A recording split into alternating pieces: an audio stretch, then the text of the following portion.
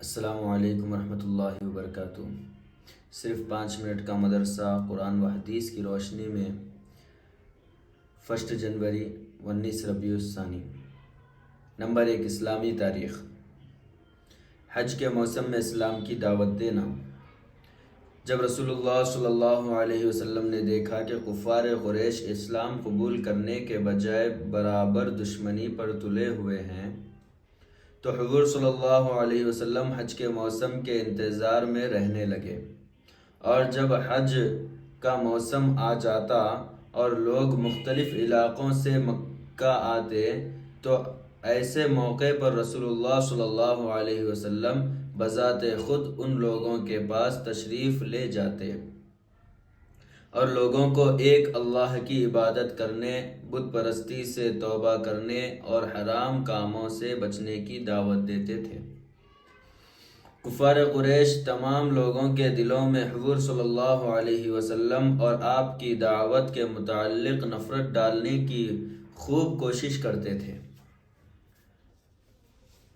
خود آپ کا چچا ابو لہب آپ کے پیچھے پیچھے یہ کہتا پھرتا تھا کہ اے لوگو، یہ شخص تم کو بتوں کی پوجا سے ہٹا کر ایک نئے دین کی طرف بلاتا ہے، تم ہرگز اس کی بات نہ ماننا۔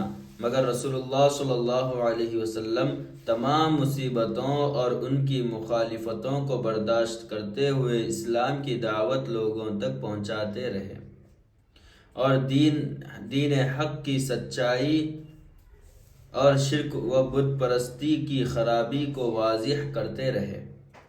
بعض لوگ تو نرمی سے جواب دیتے، لیکن بعض لوگ بڑی سختی سے پیش آتے اور گستاخانہ باتیں کہتے تھے۔ اسی حج کے موسم میں ایک مرتبہ قبیلہ اوس و خزرج کے کچھ لوگ مدینے سے آئے ہوئے تھے، جن کے پاس تشریف لے جا کر آپ صلی اللہ علیہ وسلم نے اسلام کی دعوت دی۔ ان لوگوں نے اسلام قبول کر لیا اور آپ کی مدد کا وعدہ کیا۔ نمبر 2، اللہ کی قدرت۔ بحر میت۔ ملک اردن میں چھوٹا سا ایک سمندر ہے جس کو بحر میت، ڈیڈ سی کہتے ہیں۔ اللہ تعالیٰ نے قوم لوط کی بستیوں کو پلٹ کر ایک گہرے سمندر میں تبدیل کر دیا، جس کے پانی کی سطح عام سمندروں کے مقابل 1300 فٹ گہری ہے۔ اس کی بڑی خصوصیت یہ ہے کہ نہ کوئی جاندار اس میں زندہ رہتا ہے اور نہ ہی کوئی ڈوبتا ہے، جبکہ دوسرے سمندروں میں جاندار چیزیں بھی ہیں اور جاندار و بے جان چیزیں اس میں گر کر ڈوب بھی جاتی ہیں۔ نمبر 3، ایک فرض کے بارے میں۔ نماز میں امام کی پیروی کرنا۔ حضرت ابو ہریرہ رضی اللہ تعالیٰ عنہ فرماتے ہیں کہ رسول اللہ صلی اللہ علیہ وسلم ہمیں سکھاتے تھے کہ نماز میں امام سے پہلے رکن ادا نہ کیا کرو۔ فائدہ: اگر امام کے پیچھے نماز پڑھ رہا ہو تو تمام ارکان کو امام کے پیچھے ادا کرنا چاہیے، امام سے آگے بڑھنا جائز نہیں ہے۔ نمبر 4، ایک سنت کے بارے میں۔ سجدہ کرنے کا سنت طریقہ۔ رسول اللہ صلی اللہ علیہ وسلم جب سجدہ فرماتے تو اپنی ناک اور پیشانی کو زمین پر رکھتے اور اپنے بازوؤں کو پہلو سے الگ رکھتے اور اپنی ہتھیلیوں کو کاندھے کے برابر رکھتے۔ نمبر 5، ایک اہم عمل کی فضیلت۔ اذان کے بعد دعا پڑھنا۔ رسول اللہ صلی اللہ علیہ وسلم نے فرمایا، جو بندہ اذان سنتے وقت اللہ سے یوں دعا کرے، اللہم رب هذه الدعوة التامة والصلاة القائمة آت محمدا الوسیلة والفضیلة وابعثه مقاما محمودا الذی وعدتہ، تو وہ بندہ قیامت کے دن میری شفاعت کا حقدار ہوگا۔ نمبر 6، ایک گناہ کے بارے میں۔ غلط حدیث بیان کرنے کی سزا۔ رسول اللہ صلی اللہ علیہ وسلم نے فرمایا، میری حدیث کو بیان کرنے میں احتیاط کرو اور وہی بیان کرو جس کا تمہیں یقینی علم ہو۔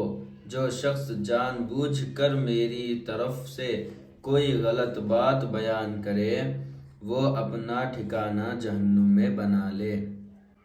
نمبر 7، دنیا کے بارے میں تھوڑی سی روزی پر راضی رہنا۔ رسول اللہ صلی اللہ علیہ وسلم نے فرمایا، جو شخص اللہ تعالیٰ سے تھوڑی روزی پر راضی رہے تو اللہ تعالیٰ بھی اس کی طرف سے تھوڑے سے عمل پر راضی ہو جاتے ہیں۔ نمبر 8، آخرت کے بارے میں جہنمیوں کا کھانا۔ قرآن میں اللہ تعالیٰ فرماتا ہے، جہنم والوں کا آج نہ کوئی دوست ہوگا اور نہ کوئی کھانے کی چیز نصیب ہوگی سوائے زخموں کے دھون کے، جس کو بڑے گنہگاروں کے سوا کوئی نہ کھائے گا۔ نمبر 9، طب نبوی سے علاج۔ نمونیا کا علاج۔ رسول اللہ صلی اللہ علیہ وسلم نے نمونیا کے لیے ورس، قسط اور روغن زیتون پلانے کو مفید بتلایا ہے۔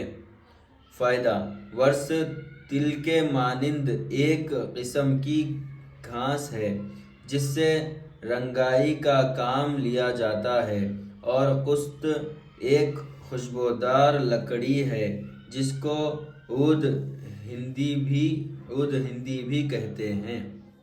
نمبر 10، قرآن کی نصیحت۔